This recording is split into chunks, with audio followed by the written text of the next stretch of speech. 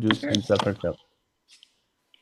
I see one hand up. Hi, good afternoon. I'm Ginny Favit. I am with a brand new organization, Home in Hilliard, which is outside of Columbus, Ohio. We are in the process, all of our work is done. I'm in the process of actually building our Helpful Village website at this point. Thank you, Ginny. And then I Nice see to meet you Ramona. today. Oops, sorry. Yes, I'm Ramona Charles. I'm in Cleveland, Ohio, with a group called the Village in the Heights.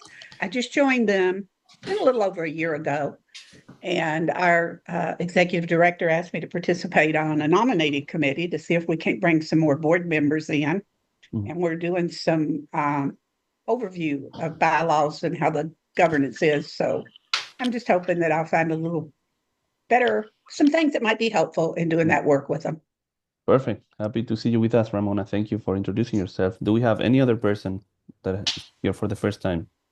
Hi, I'm Hillary Helpman, and I'm with the Olympia Area Village, and I work on the data tech team with Dorothy.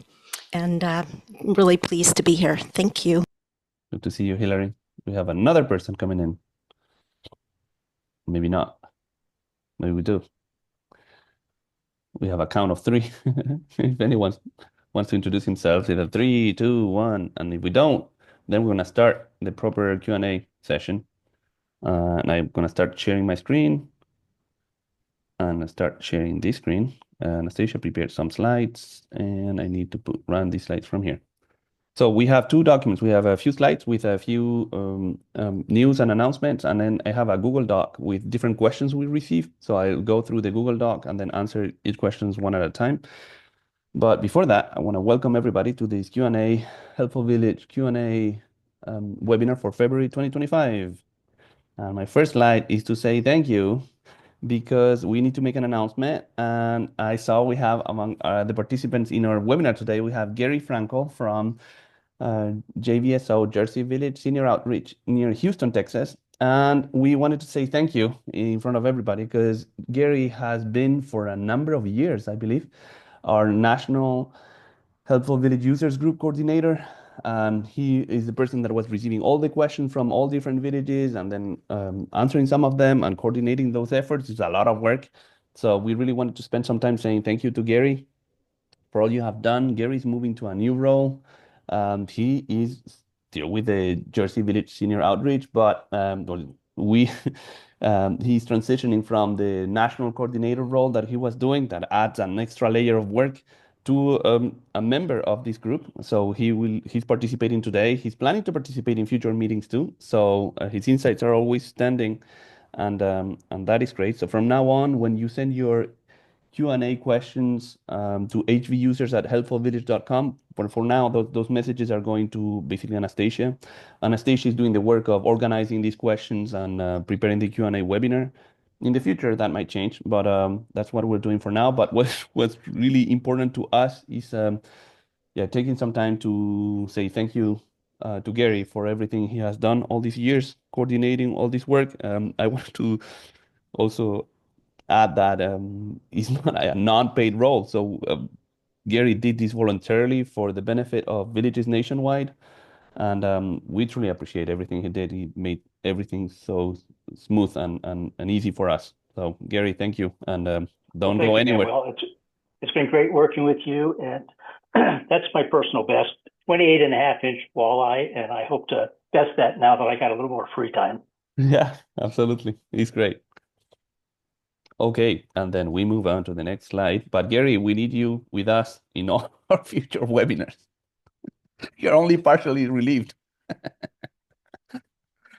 I wanted to share some news. So basically, we work with a lot of villages nationwide, over 100 or 120, and then we observe what villages are doing. And sometimes when we see something not worthy that we think it needs to be shared with all other villages, we do it.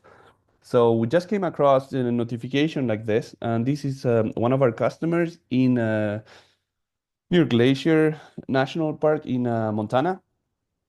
And basically they're setting up this program that is called the MedPal program for medical assistance, medical note-taking services. So it's not a Helpful Village feature. It's just us sharing the news of what they are doing. Basically, I can read this for you. For those who of you who are unfamiliar, obviously it's a service they're offering for their village members locally in Montana. So this is not for all villages nationwide, but we thought that showing you what they do might inspire future services your village might want to do in the future. So what they do is that they have, again, just read it. But for those of you who are unfamiliar with the MedPal service, it is a note-taking service for members who wish to have a companion attend their appointments and document all pertinent information. Sometimes appointments can be overwhelming. How wonderful would it be to have a friend there to take the stress out of having to remember all the details? It is important to note that MedPal is not a patient advocate, and after the appointment is over, all notes will be turned over to the member. You might remember that I'm particularly sensitive to this cost because my own mother has a challenge going to medical appointments that stresses her out, and she has a hard time remembering or even hearing what the doctor says. So a service like this might not be useful to all of your members, but I'm sure that it's useful for some of your members in the future if you decide to do this. And I'm sure my mom would really appreciate this service. So I found this interesting. I just wanted to share it with you. And then if we go to the next slide, it's kind of funny because sometimes people ask me about an update about my mom. So this is a picture of my mom. She sent me this 2 or 3 days ago. My mom was my inspiration to get involved with the village movement. So it's the person here on the right here. And wanted to share with you that I'm very happy because she's spending more time with people in her own village. So my mom lives in the Canary Islands, Spain, actually in the village where she was born. Um, and actually they live as a village, but as a traditional village. But it's interesting how they're organizing more of these outings and basically things that you create in your own villages. My mom is also doing it in her own little village, and this is just a little outing. Donald. Oops, gonna mute Donald. um, so yeah, my mom is doing great. That's awesome, and she's doing all these village activities, and that's wonderful. I'm super happy with that. Now we're moving on to the questions. So as I said, everyone is unmuted. But you can unmute yourselves to ask your own questions and can participate in the chat. And I'm going to move on to the Google document that has all the questions we have received this month. So start sharing this because I'm going to start sharing. Actually, I think it was on the right window. Where is it? Oh, here. Yeah, and go back to share. Share here. Kind of funny because I was on the right window, just needed to remove the full screen because my document is here.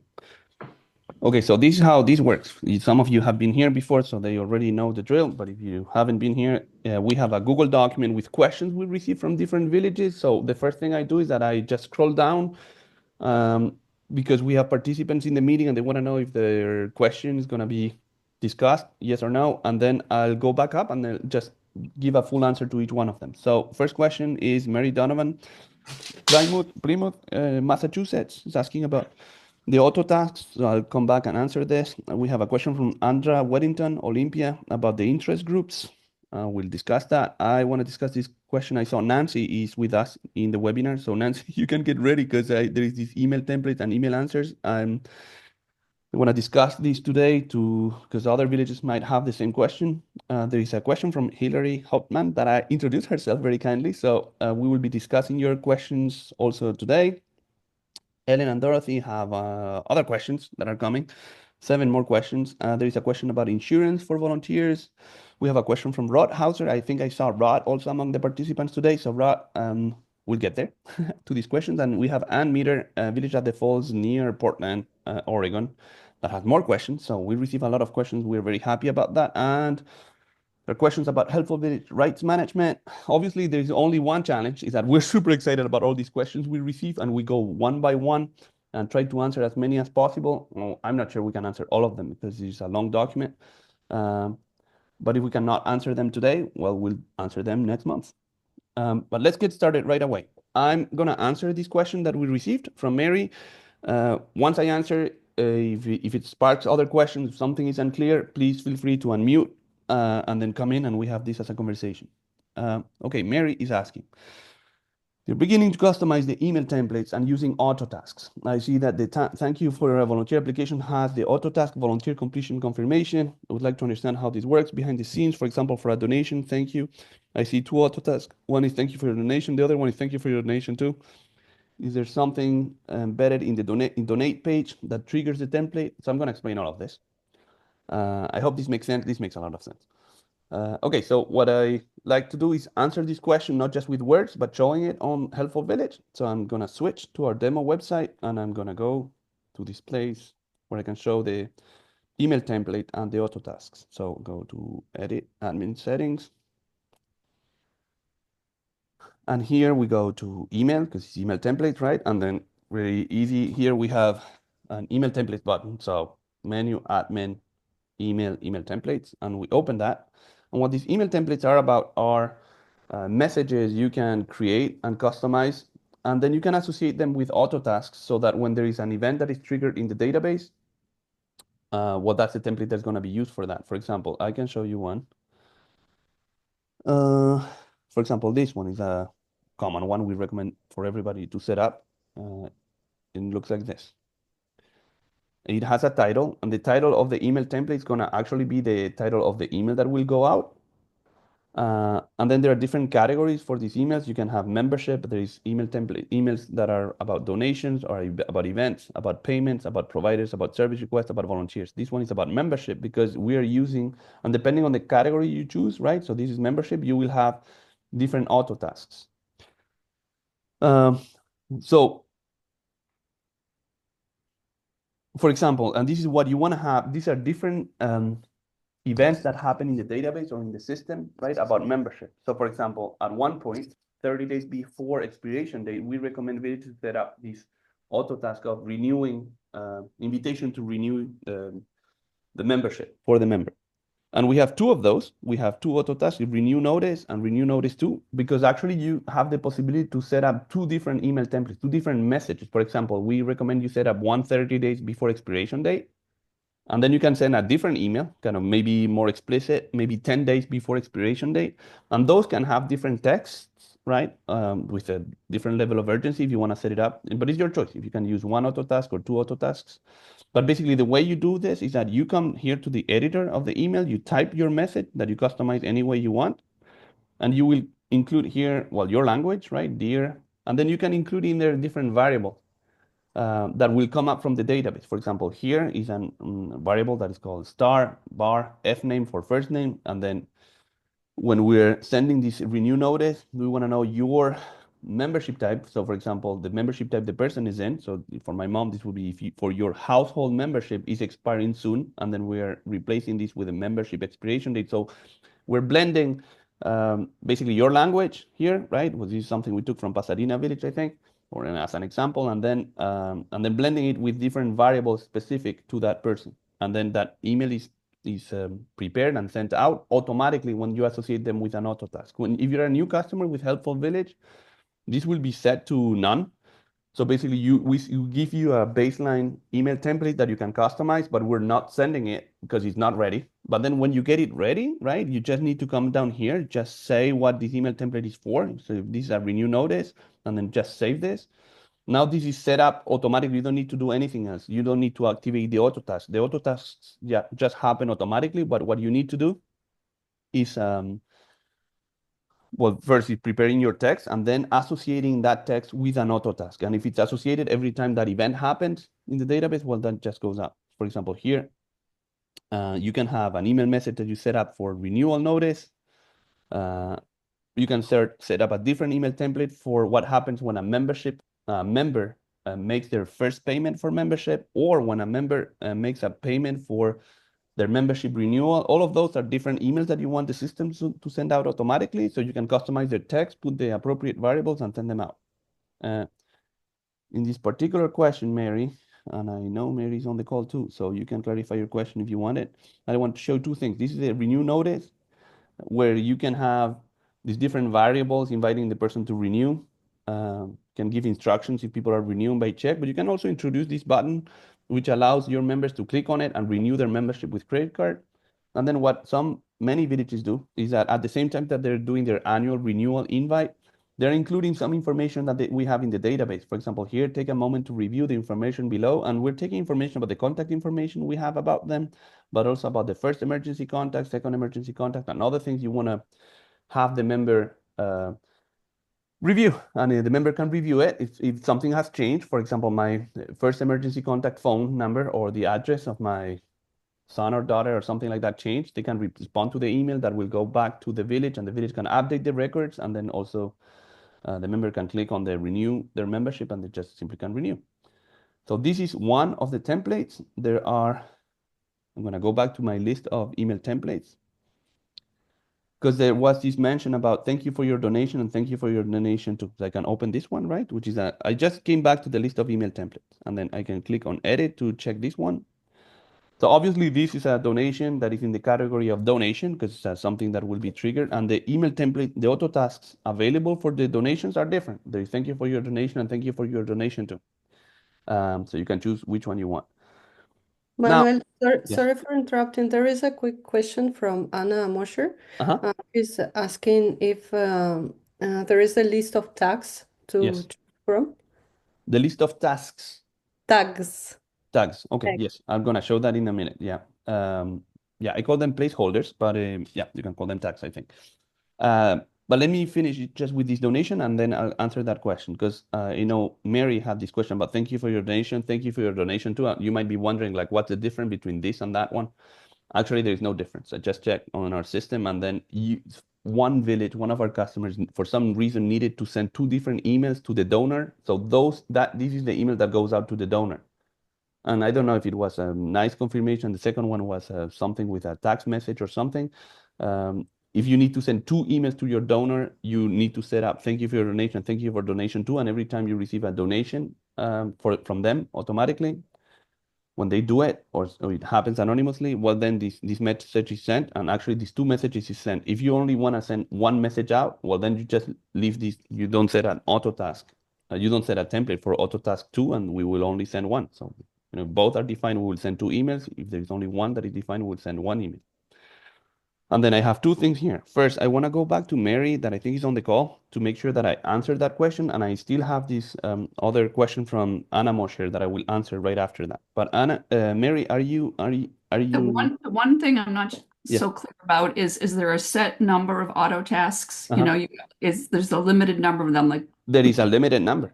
There is a Okay. limited number, and basically the limited number just comes from, well, actually, let me go back to a different one because I don't want to change this one that are already associated. But you can create a new email template, right?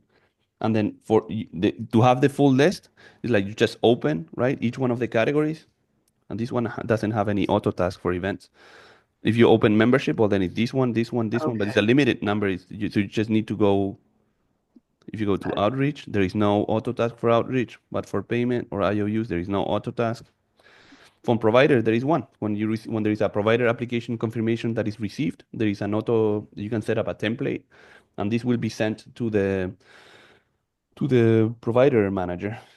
And then here, service request, there is not.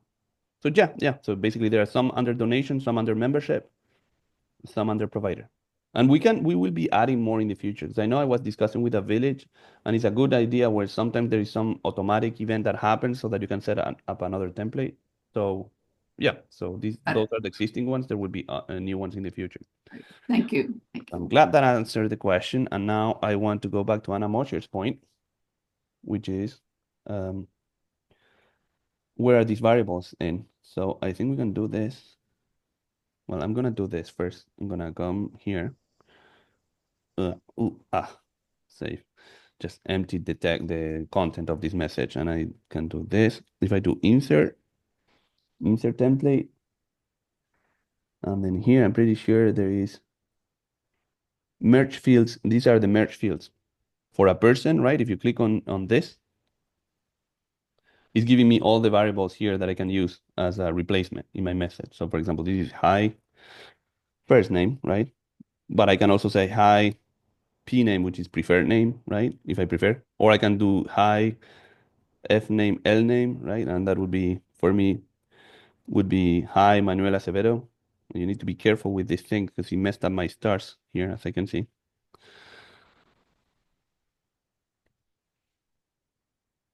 No, God, I cannot believe that. You see, he separated my F from my L's. It's just the editor trying to be too smart. That I didn't like that. But you need to be careful that the stars and the bars stay the same because that will be replaced.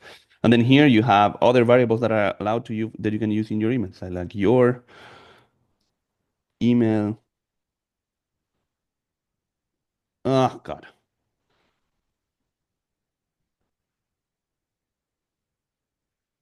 Address is up to date. That doesn't make sense what I'm writing, but just you can see that all the variables that you can pull from the database. And then if you need other variables, you can come here, you can go again into insert, because when you do insert template, these are kind of graphic elements you can include.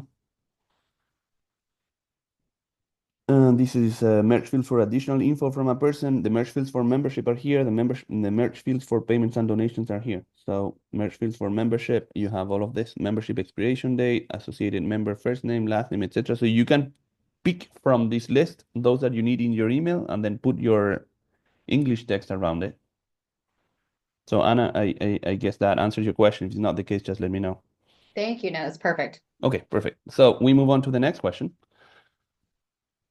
The next question is Andra Weddington. I saw we have some friends from Olympia. I don't know if Andra is on the call, but she has Hillary and Dorothy to help if she's not. The question is there a way of identifying who's the lead contact for an interest group? As an admin, I can see a list of all the members, but I suppose I want to ask an admin question. Okay, so I'm going to explain some of this. If you go here, you go people management, move my windows with some windows around, people management groups. You are all familiar with this page because this allows you to put people in different groups. The most common groups are the volunteer services group. For example, if you want to have all your drivers, you come down here. Volunteer services are all this volunteer service you do for your members. That can be computer assistant, drive, and you can add other services. But if you go here, this is your list of drivers.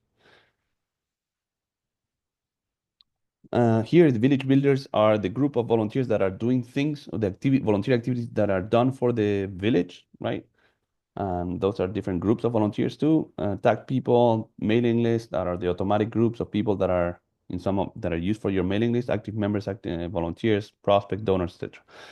And then you have other groups here. These groups are for check-ins. And then I think Andrea is talking about these interest groups that are here. So if you go into interest groups, you can have this list. You can give these, you can edit each one of these groups. You can create new groups. And you have these interest groups that can have a number of people in them. So for example, this one, let me see, healthy aging. If I go in it, well, first I can edit it and choose a color and something like this. But then if I click more details about this group, I can see different people that are subscribed to this interest group. Christina, Kristen, Manuel, Marcial, Miguel, Giselle, and all of that. So she's saying this, right? And you have a description of this group. Healthy aging is a continuous process of optimizing opportunity. You can customize this and call them whatever you want. But what is interesting, so she was, if I remember the question, was like, okay, you can see who is in this interest group, but she was looking for a leader in this interest group.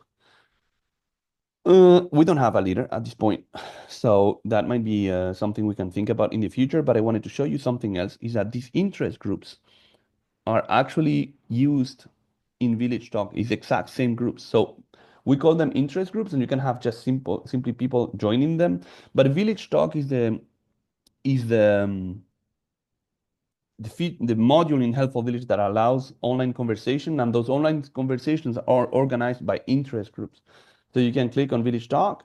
When you go to Village Talk, you click on Interest Groups Catalog, which is the catalog of interest groups.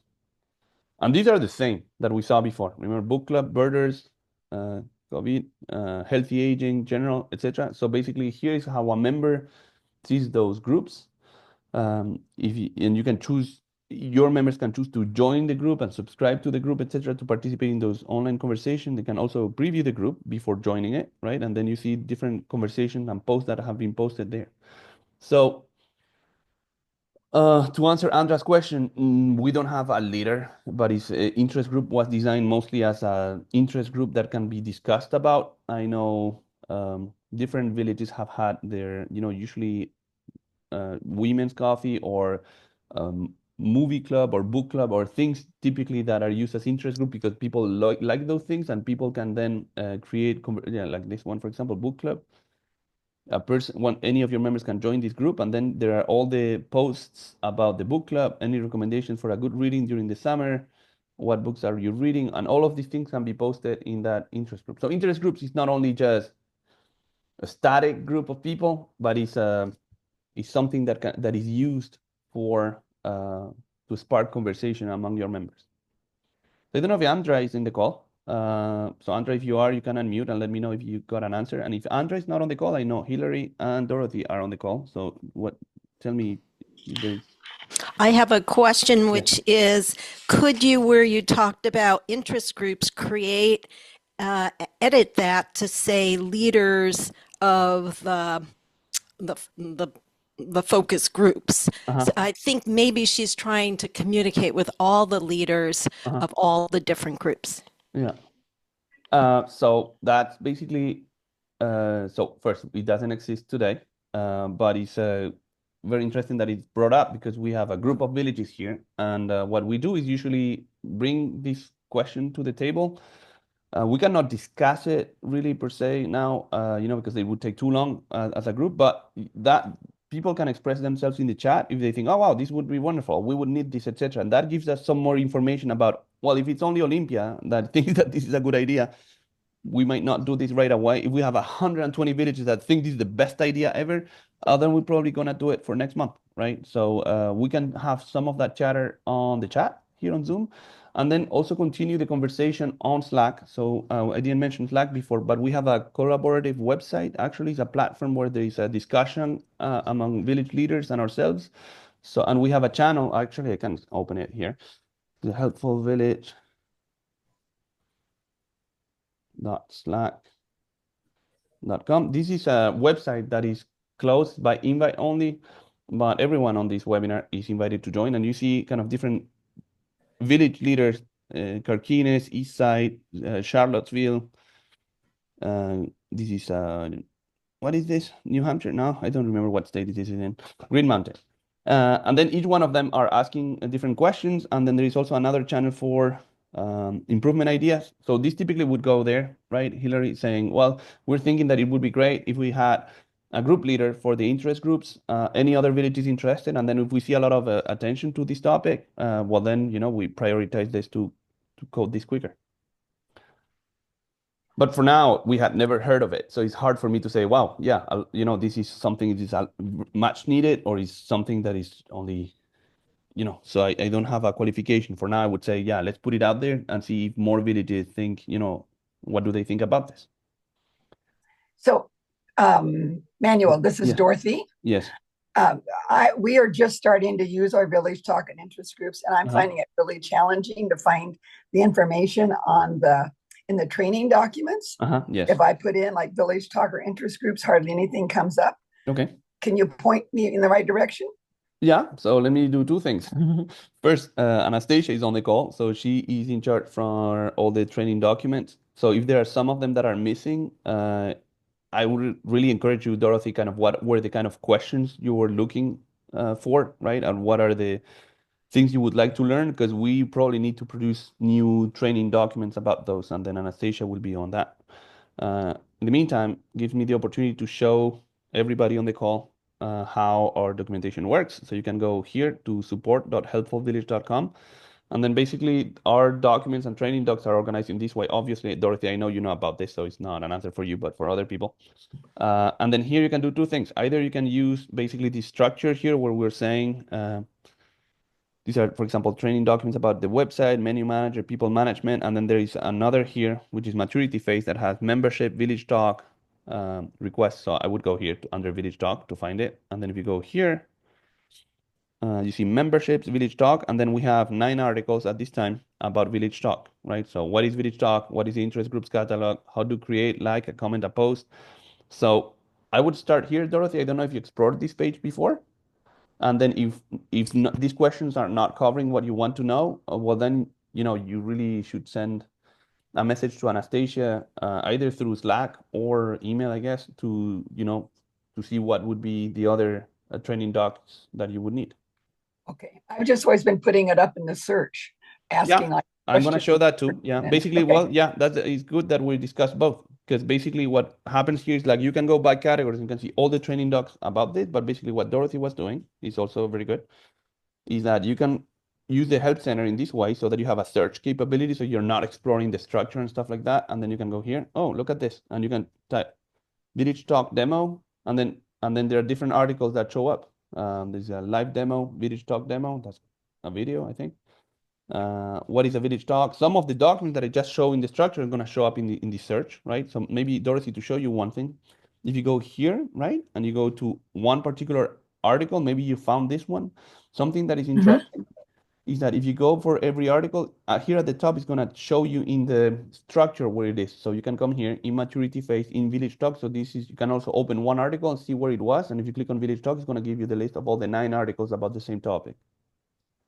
Okay, I'm going to work on it. Thank you. Perfect. Okay, cool.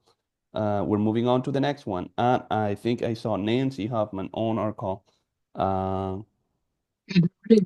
So Nancy, we need to go slowly on this one because Nancy is a very advanced user that has been using Helpful Village for a number of years, and this is a little bit of a complicated question. So let me. Well, you can go first, Nancy, and then I'll try to together if we can clarify for everybody what happens.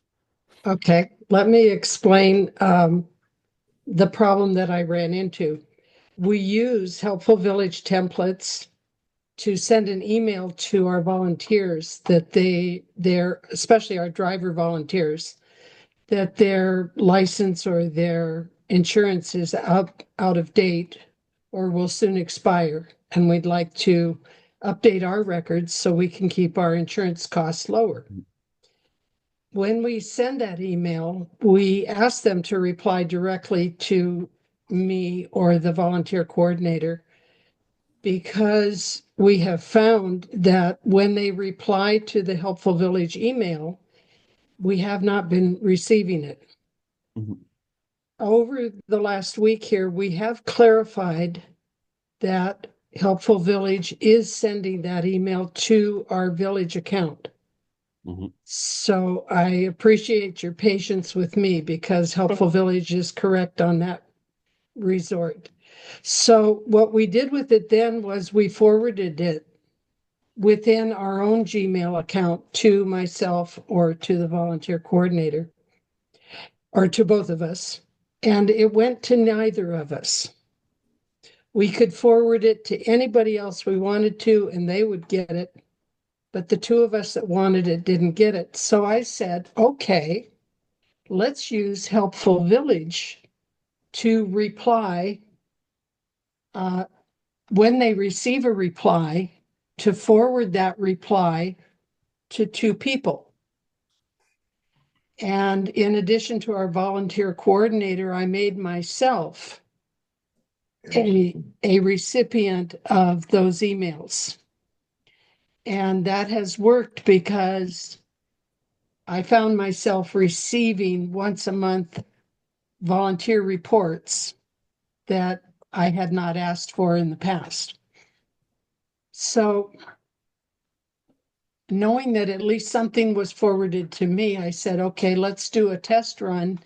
We'll send a test email to a volunteer, have them reply. And guess what? I didn't receive the reply. So I'm still in that same position with Helpful Village. It did go to the village. Mm-hmm. Mm-hmm. And we found a roundabout way of getting it to me. Mm-hmm. But I would really like to find a way that Helpful Village can send that email directly to me. Mm-hmm. Yes, that sounds great. Nancy, I understand what you said, but I'm gonna say it with different words because it's kind of a complex item, and then sometimes people can catch it in different ways. Thank you. At the same time, trying to answer your question. So basically, what I understand that we're doing is that you can store for your volunteers the expiration date for insurance and also for the driver license, and then we send an email actually to the village coordinators on the 25th of the month when those dates are approaching. So probably Nancy had a list of knowing, well, I have 5 of 10 volunteers that got their driver license is going to expire soon. I need new proof of insurance. How about I create an email template so that I don't type the email every time, right? And just send the message to them. So this is exactly what I was trying to do here. Not pretty, right? So my language is not great, but kind of the idea. So I imagine Nancy did something like this, saved an email template. It's not associated with an auto task.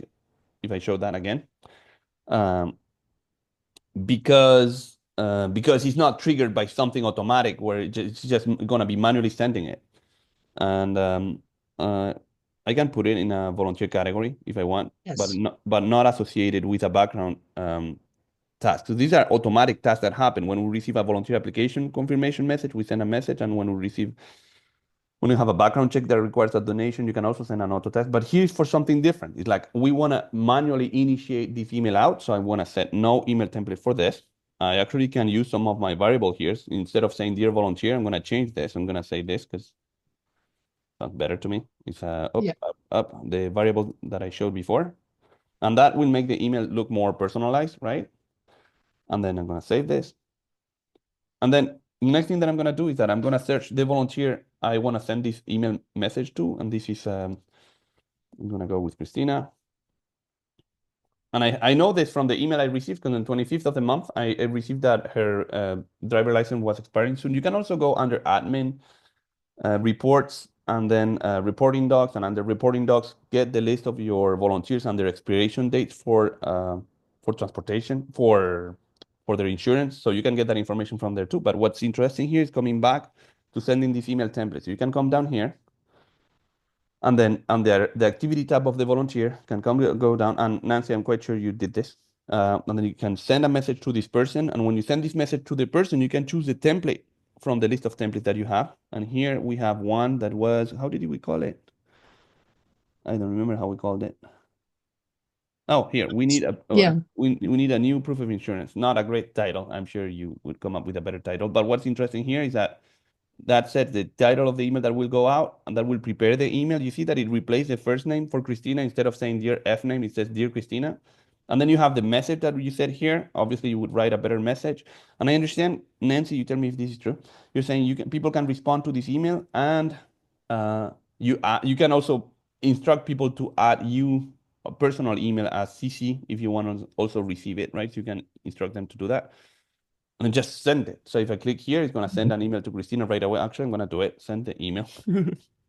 Christina is used to receiving all these weird emails, so it's going to be fine. Now, if I go to, I sent it because I wanted to show you in the activity tab that email is recorded on her profile. So that's also a good reason why you would want to send it through Helpful Village, because you have proof here that not only for yourself, but for any other person in the village, if they go here, they can see that actually we requested this proof of insurance on this date at this time. So now what happens? Next thing that happens is that this is an individual email that went out to this person. All the individual emails from Helpful Village that go out come out from the server, from our Helpful Village server. They don't go out from the Nancy's personal email address. So when a person receives it, they're going to receive an email from Clayton Valley Village in this case, or any other village, and an email address that is claytonvalley@a.helpfulvillage.com. So they can respond to that email. If they respond, that email that they're sending in response is going to our server, but then our server receives it, right? And what we do is the following. We just come here. When our server receives it, it goes to your demo settings, contact info. Let me do that slowly because sometimes I go too quick. Admin, settings, contact info.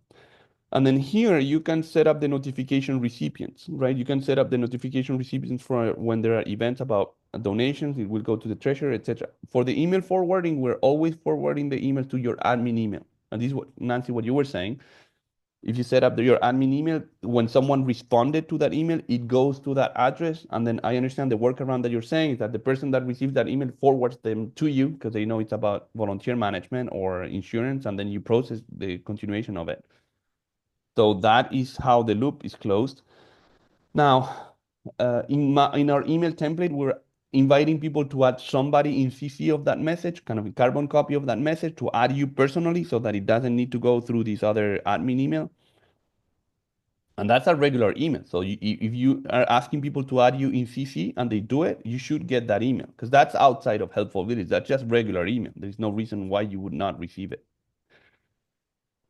But now what can happen also is that just a person might have forgotten to put the person in CC. See what I'm saying? If you just did reply and did not do reply all or reply and then add you manually to the CC list, then you would not receive it. Nancy, yeah, you come in. I didn't add myself to admin email because I Yeah. didn't think that would be necessary. No, I yeah. just added to the volunteer manager email. Yes, It's yes. And you So still basically, don't get it. yes, you don't get it. Wait a minute. So this is good. So we have different manager roles here, right? Membership manager email, and you can add one person and you can add two people. And this is basically these are the email addresses that are notified when something happens in Helpful Village, right? So for example, when there is a membership renewal, the system will automatically send an email to these email addresses. When there is something about events, like someone, I don't know, can happen about, or a donation, well, we're gonna send that email to the treasurer manager email. Now, what you're saying is that, Nancy, you added yourself here for the volunteer manager email, which makes sense. And if you're there, you're going to receive the automatic emails for the volunteer manager. For example, if there is it's a different email. So if this is an application, for example, if someone fills out a volunteer application email on your website, it will go to you. But in what you were saying, we are forwarding an email that our system doesn't know what it is about. We're not reading your email at this time. So we're not forwarding it to the volunteer manager because we don't know it is about that. my understanding that when I set up that email template, Uh-huh. I listed it as a volunteer type of email. Uh-huh. Yes. So I thought, okay, they're going to pick up on that, and I just have to do the volunteer. I don't have to do the admin. I'm just laughing because Yeah. you're so good, Nancy, No, that you we kind can of see that. you're looking to the future further than me. Like you thought, wow, if I put this in the category, right, it wouldn't just make sense that the forwarding doesn't go to the admin, it comes to me. And when you do this live to me, I'm like, Nancy, you're so right. You're, you're smarter than me. Don't do this to me, the webinar session. So it sounds like a great idea because the email is in that category, right? So that we could do a more precise forwarding. We just never thought about that, right? So we are just at this time, what we're doing is when people respond, we're always forwarding everything to the admin. But because of what you're saying, if we use an email template, right, that is categorized, we could be smarter. And then instead of doing the forwarding to the admin, we The could say, administrator. well, we recognize this type an email template from this category. So there's a volunteer clearly, as we just did together. Nancy, okay. You're so good. Sorry. Sorry for being that smart. Yeah, I like that kind of sorry. Sorry, I don't know. I hope everyone is following the conversation. Just what happened is basically, His apology. I'm just going to clarify for people that didn't entirely follow. It's like we send this email template out, and when people respond, we send everyone to the email template because we don't know what that email is about. But what Nancy just got an idea before me and just shared it live with us is that because she was setting a category for that email template, Helpful Village could be a little smarter, including the email some sort of a tag or something, maybe invisible, so that we have a classification of that email. If someone replies to it, we can do a more precise forwarding to the volunteer manager. So I thought that was a great idea, and it's a great example of how Helpful Village improves over time. So in most cases, it's just great ideas from villages that get into our software. So, yeah. Manuel, there is a couple of questions. So probably Ron would like to ask one question, and Yes. Chris as well. Yes. I think it would be good to give them a chance to do Yes, so. let's do that. Okay. Who comes in next? Thank you, Anastasia. Christy was first. Okay, Christy, you ready to unmute and ask? I was just curious if the admin gets all of the emails too. Right now, we just have everything going to admin, and as I fill in volunteer manager and treasurer, will admin also get them? No. Or do That's a good question. So let me go back here to notifications. Basically, what happens, like at the beginning, you need to have this one set up, right? And then if you have more specialized roles, you have the option to add specialized roles here. What happens, for example, if we receive a donation, the system will send to whatever we have here. If this is empty, we default back to the admin, right? But if it's not empty, we send it to this person, and we are no longer sending to the admin. So it doesn't go to both. It goes to the most specialized role. If there is no specialized role, well, then we default back to the general role. Okay, so that's So if I want as admin to also get it, I'd have to include my email in exactly. there. You would do this. You put the name of your treasurer, comma, and then the same. You can copy the same admin email address here, and it will go also to you and the treasurer. Yeah. Is it limited to 2? No, I don't remember the specific. Maybe 3, but yeah, 2 or 3. I don't know. You just comma separated, no spaces. Great, thank you. Great. And then you had another one, Stacia. I don't remember the name. Fran, Okay, Fran. Fran, are you ready to unmute?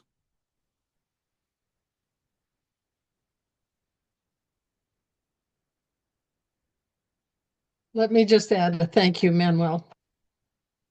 Of course. I Was will super fun. add myself to admin at least for a while to make sure that works.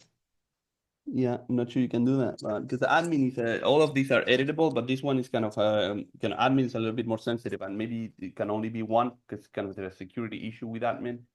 Oh, it can't. Yeah. So for now, what I like better, Nancy, is that I like your idea better, right? So having tags of the email template so that they're forwarded to the more specific role. But obviously, it's not existing today, so Okay. just maybe something we can bring in the next monthly release. So that would solve your problem immediately, and it's much better. I don't like having too many admin email addresses here because it could be a security concern if we have emails going out to too many people about admin roles. Okay, we have Fran coming up. Do we have this unmute or no? Anastasia, what do we do? Did we lose Fran? I can answer her through the email. Okay.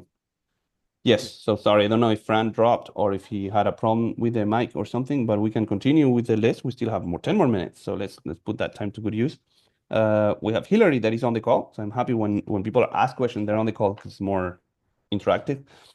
Okay, so our OAV website, Olympia Area Village, look forward for your assistance. Have you worked with villages that where members suggest providers and villages are not involved with vetting? Yes, so basically this is about village providers, and I'm going to show you that here. It's like if you go to demo, also this preferred vendors module, this preferred vendors module, not all villages use it, and it's a module you can activate and deactivate. If your village is not doing this, you can deactivate it. It will no longer be on the menu. If you're using it, it's cool. You can choose a preferred vendors, and basically you can have a list, a categorized list of different professional vendors that are in your local area, and you can choose and customize these categories, right? And you can have a category for technology, gardening, and just recommend a lawyer. If someone in your village is looking for some of this, they can just browse the categories and subcategories. For example, if we're looking for someone that is doing technology assistance locally, and then you can see here, your village can do a list of professional providers locally that offer this service. And then basically there is a review process. So basically, one of your members can go in and recommend a new vendor. And then to the village, they will not be visible to your other members yet because there is a screening process by the village coordinator. So basically, I'm going to just show it like this one is already screened. So if you just show, your members can go here if you publish this, and then they can see, well, a professional vendor that has a website, a phone, an email address, technology address. And then what is cool about this too is that your members can add a review of that provider service, a little bit like Google reviews or something, except it's more trustworthy because it's other members of the village that so what they're saying about their service probably more trustworthy. And here you can see that Elda said the service was excellent. They configured my antivirus software really quickly, etc. And they give a 5 stars rating. You can do your own ratings here with the stars. Write a message, just submit it, and this is how members can exchange recommendations for vendors. Now, the question, if I remember, was, do we know? Oh, yeah, villages where members suggest providers. Yes, I know. I can mention one because we did some improvement with them. Lancaster Downtowners in Pennsylvania, I know they have their members suggesting. I don't know. I know Rod is in the call, so I don't know if you want to connect with each other or something. And Rod is also from Lancaster, and they are doing exactly this. They have their members suggesting their providers, and then reviewing them, and then the rest of the question was about the categories. Okay, I wanted to show you one more thing. Okay, you have the vendor here, it can be reviewed, but then it can be edited. So there are different fields you can enter for that vendor, the name of the vendor, the website, the address, and you can add more information if you, these are the services that they're providing, and that's how they show up in the different categories and subcategories. And then services the company can provide, recommendation, the contact person of the business, discounts, reference names, etc. And then here, down here is what I'm coming to, is that these are really important. When a member recommends it, it doesn't become immediately visible to your members because there is a review process by the village. So it will, at the beginning, if a member submitted it, it will be like this. It's not visible to members. It just members go in and they don't see this one. But then if you review it and you approve it and the information is okay, you want to make it visible to members, you check this box, and now it's visible to members. And then there is another possibility here, is that if this vendor has been screened by the village. So some villages do this screening, and some other villages don't do the screening by the village. So if you don't do screening, don't check this box. If you screen this village and some people are checking the business license and other process, etc., you can have this extra layer of review of this provider. And then if I just submit, and then I go back to my list of providers. Yeah, so basically, depending on what checkbox you check, right? If you just visible to members, it's gonna say recommended by members. Just these providers recommended. But then if it's screened by the village, because you have this screening process set up, then it will show with this other sign, which is not only recommended, but also screened by the village. If your village decides not to screen them, well, never check that box, and then all the providers will show as recommended. Okay, cool. Yeah, and then I know there was the second question here. Member suggested and recommended. Okay, well, this one is interesting. I don't want to know if we want to go there. Member suggested and member recommended. For me, it was very similar. I don't know if there is subtle difference I cannot catch, but you want to come in and explain? Because if they're suggesting it, they're also recommending it, because otherwise they wouldn't suggest it, I would say. Yeah, there was just a debate. Some people felt like recommended was too strong, and so we were asking for suggested. Okay. Yeah, well, so basically, first, I like when we bring up kind of terminology things because we want to have our language as accurate as possible, but we also want to have some homogeneity with all villages across the nation, because then if we are using different things in different training docs, then it doesn't make sense. So basically, the way we go about this is like if there is a consensus saying, well, Helpful Village is naming this wrong, we should change the name for everybody. We kind of change it for everybody, but then if we go into, okay, we have a different name for every village, then we don't like it as much. So what I would say is that we could do necessarily on the chat right now, but we can go on Slack saying, well, are we changing this naming convention for all? And then basically all villages saying, yeah, we should do that. And then if it's not, well, then we can still live with recommended, because, basically we cannot just make every village different. And I saw the second part that I can read to you is not read, but just summarize to you, is that when you go here, you have a person suggesting, right, with the reviews of a vendor. And the best part is when you have your members recommending themselves, right? And you can see the name of the member that recommended this provider. The way I understand this question is not really a question, but more like a improvement request, is for an admin to be able to edit this and kind of publish this review in the name of a third party. So basically saying, well, and in a way, yeah, so it doesn't exist. First of all, you cannot create a review for a member, a third party. The member needs to go in and create the review for you. But I understand the review request, where it's basically, okay, can we allow a provider, kind of a village coordinator, to write a review for a third party? My first reaction is like a little bit scared, but maybe too scared, like too, I don't know what's the name of it. Okay. Like, oh my God, what happens if a coordinator goes in and recommends a vendor for somebody else? Is there a security problem there? Probably there is not a security problem, but still, I'm a little annoyed when someone is creating content for a third party, right? If you have a member that comes in saying, well, I never said that, I never recommended this person. It's like, oh, I thought you did. I don't know. It's a little complicated for that. There's probably a tech solution, but for now, Okay, it's not possible. got it. Thank you. Appreciate it. Uh-huh. Okay, I have 2 more minutes. So I know this is too many questions, so we need to take some of these questions for next month Q&A.